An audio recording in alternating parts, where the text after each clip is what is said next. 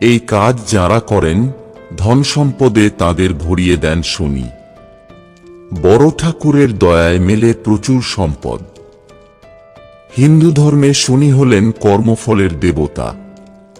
শনির অশুভ দৃষ্টি জীবনে নানা সমস্যা নিয়ে আসে। তবে কোনো কোনো কাজ করলে প্রসন্ন হয়ে পথের ভিখারিকেও রাজা বানিয়ে দিতে পারেন শনি মহারাজ। জানুন শনি কখন কাউকে বড়লোক করেন।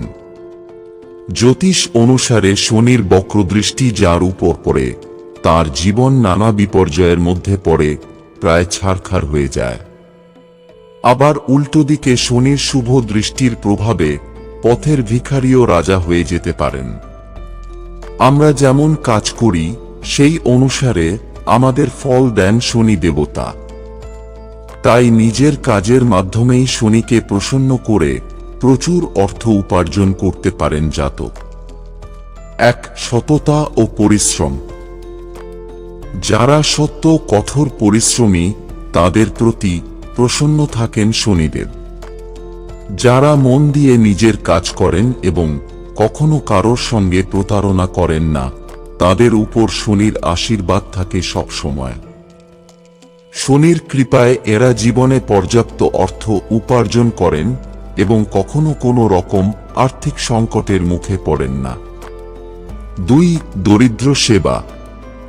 যারা অসহায় ও দরিদ্রদের প্রতি দয়াশীল তাদের প্রতি নিজের তির্যক দৃষ্টি কখনো নিক্ষেপ করেন না শনি ঠাকুর। যারা নিজেদের উপার্জনের একটা অংশ অন্যের সেবায় দান করে দেন তাদের প্রতি তুষ্ট থাকেন বড় ঠাকুর। তাই অনাথ অসহায়দের সেবা করলে শনির দয়ায় ধন লাভ করেন জাতকরা। 3. শনির সাড়েসাতি দশা। শনির সাড়েসাতি দশা অত্যন্ত কষ্টকর একটা সময়। তবে শনির সাড়েসাতি দশার বিভিন্ন পর্যায়ে জাতককে নিজের কর্মের মাধ্যমে জীবনে উন্নতি করার ও সমৃদ্ধি লাভ করার সুযোগ দেয়। এই সময় শনি আমাদের বাধ্য করে অতিরিক্ত পরিশ্রম করতে।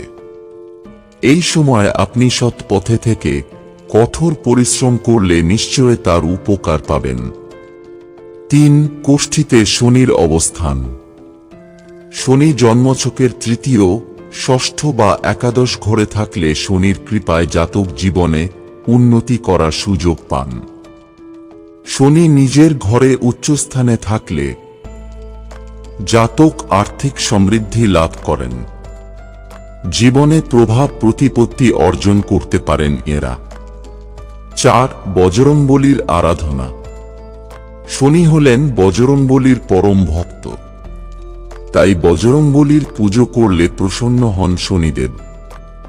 হনুমানজির ভক্তদের কোনো রকম সমস্যায় ফেলেন না তিনি। উল্টে জাতককে সব বিপদ থেকে আগলে রাখেন বড় ঠাকুর।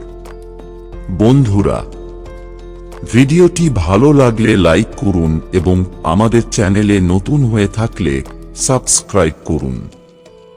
ধন্যবাদ। আপনার দিনটি শুভ হোক।